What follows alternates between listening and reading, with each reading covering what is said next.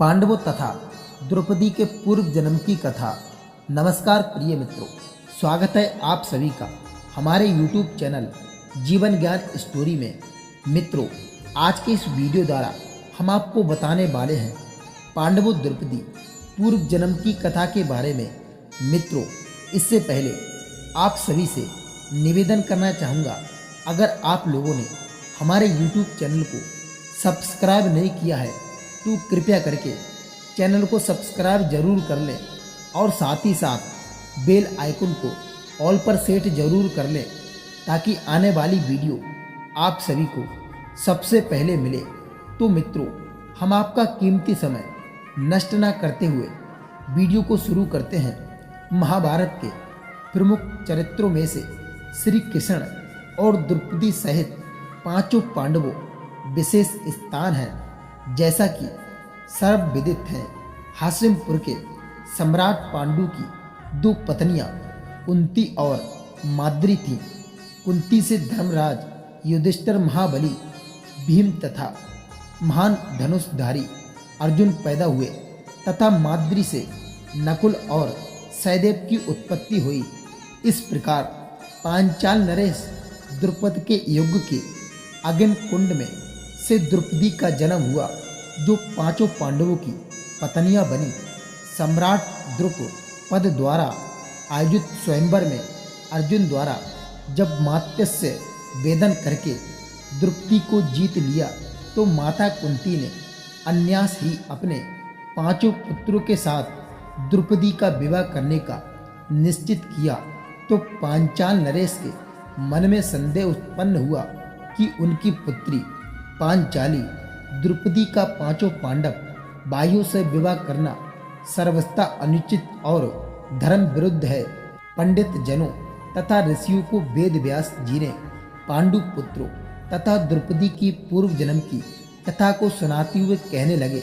पूर्व काल में निशीसा रण क्षेत्र में अनेक देवता एकत्रित होकर यज्ञ कर रहे थे।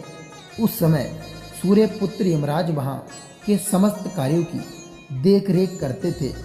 यज्ञ की दीक्षा लेने के कारण धर्मराज ने मानव प्रजा के जन्म मरण के हिसाब का काम बंद करा दिया, जिसके कारण प्रजा अमर होकर दिनों तक बढ़ने लगी।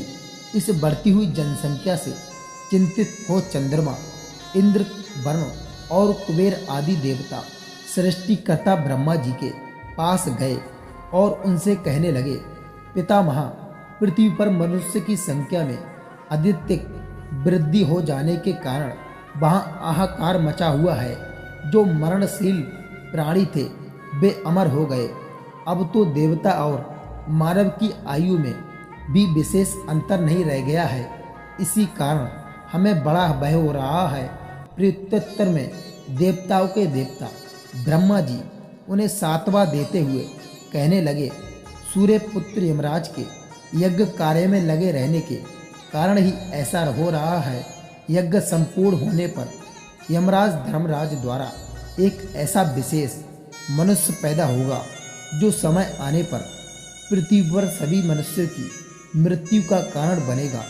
पितामह ब्रह्मा जी के वचनों को सुनकर सभी देवता उसी स्थान पर पहुँचे जहाँ अनेक देवता यज्ञ कर रहे थे।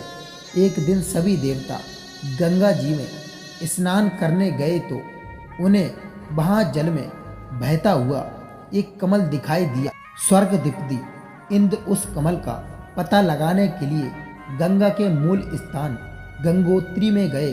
वहीं पर दिवेश अग्नि के सामान एक तेजवी युवती को देखा, जो रोती हुई गंगा की धारा में खड़ी थी।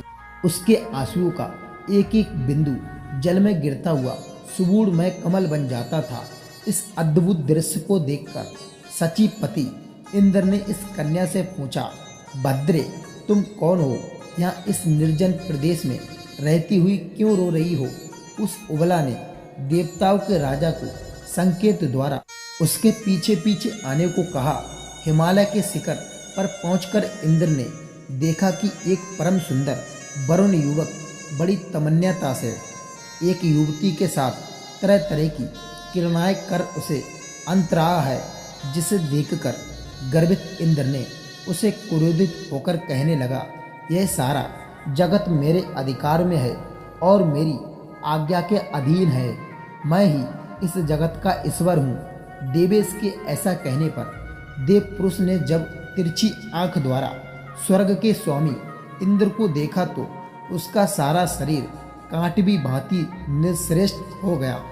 कीड़ा समाप्त होने पर वह इंद्र को एक गुफा के पास ले गए, जहां उन जैसे अनेक पूर्ववर्ती इंद्र रहते थे।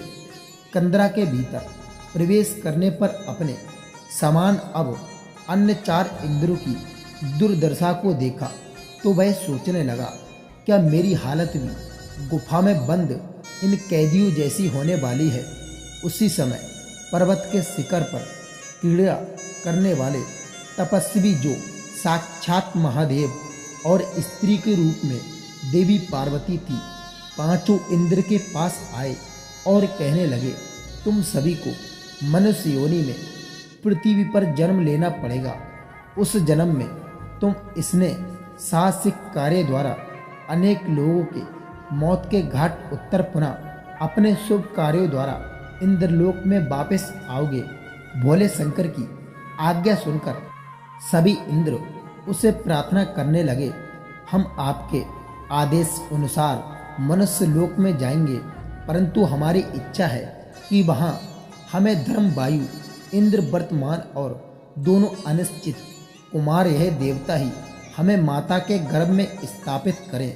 तथा स्तु कहते हुए महादेव जी ने उस तेजस्वी स्त्री को जो गंगा की धारा में खड़ी थी भी आज्ञा दी कि वह पृथ्वी पर जाकर उन 5 पुरुषों की पत्नी हो। कहकर अंतर ध्यान हो गए।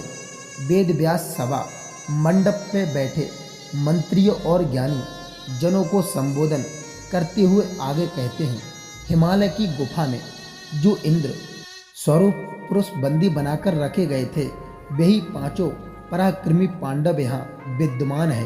वही किरामस धर्मराज से युधिष्ठिर, वायु से महान गदाधारी भीम, इंद्र से महान धनुषधारी अर्जुन तथा दोनों अनिश्चित कुमारों ने नकुल तथा सहदेव के रूप में अवतरित होते हुए तथा देवताओं के साथ जाने वाली सुंदर कन्या में पुनः द्रौपदी के रूप में जन्म लिया है। सत्यवती पुत्र वेद व्यास जी ने पांचाल नरेश द्रुपद को द्रौपदी के जन्म की एक और वृंतांत सुनाते हुए कहने लगे, एक तपोवन में किसी महात्मा की एक कन्या थी जो रूपवती और साध्वी होने पर भी उसे कोई योग्य पति की प्राप्ति नहीं हुई। उसने अपने समान पति प्राप्त करने के लिए महादेव भावना का कठोर तप करना आरंभ किया। उनकी तपस्या से प्रसन्न होकर देवादिदेव शंकर ने उसे मनोवांछित वर मांगने के लिए कहा।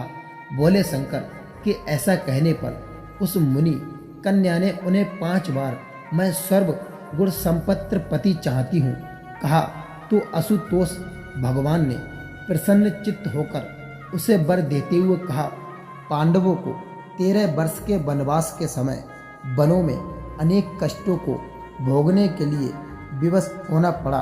राजमहलों में रहने वाले सुंदर सेजों पर सोने वाले और नाना प्रकार के स्वादिष्ट भोजन करने वाले 5 पांडु पुत्र हिंसक जानवरों से घिरे जंगलों में भटकते रहे और धरती को बिछौना समझ केवल कंदमूल खाकर वे अपना निर्वाह करते। द्रौपदी सहित सभी भाई यदा कदा आत्मचिंतन करते कि हम लोग धृतराष्ट्र के पुत्रों से किसी तरह भी कम नहीं हैं और साक्षात विष्णु जी के अवतार भगवान कृष्ण हमारे परम मित्र और सहायक हैं, फिर भी हमारी है दुर्दशा क्यों हो रही है। महान धनुधारी अर्जुन इंद्र लोक में अस्त्र विद्या की प्राप्ति के लिए चले गए। द्रौपदी सहित शेष 4 भाई कम्यक वन में ठहरे हुए थे। एक दिन उनके पास परम तपस्वी वैशंपायन मुनि पधारे। धर्मात्मा युधिष्ठिर ने उनका शास्त्रीय विधि से पूजन करने के उपरांत अपने मन की जिज्ञासा को शांत करने के लिए उनसे पूछने लगे, क्या मेरे जैसा भाग्यहीन राजा इस पृथ्वी पर है जो अपना सब कुछ धूत क्रीड़ा में रहा करके अपने भाइयों और पत्नी सहित वन वन में भटकने के लिए विवश है कि आपने मेरे जैसा कर्महीन राजा देखा होगा जो अपनी भार्या को जुए। So friends, this was today's video and informative story. If you got education after listening to this, then please like, comment and subscribe this video. Friends, we will see you guys next with another new video. Till then, tata, goodbye, and you take care yourself.